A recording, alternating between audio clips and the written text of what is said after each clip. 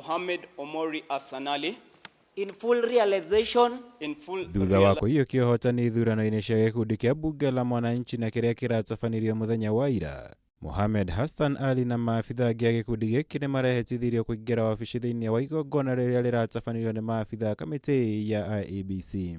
First of all, I want to thank God and the people who have elected me, all my team, the IEBC who have worked tirelessly, my election team, and the chairman, Hassan Bakit, all the members who have worked so hard, Mwagangi on IEBC. Thank you so much.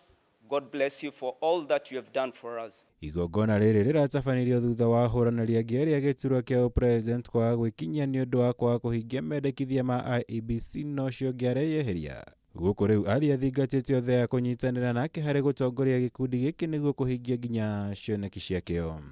An election is just a process and it's just something for one day. So we leave everything aside.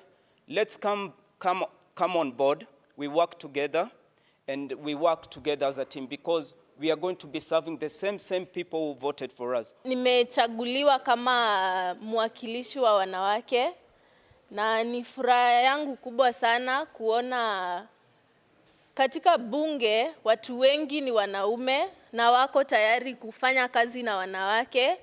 Ngiribotera Kameme TV, jitagwo mweru wa Gunyama.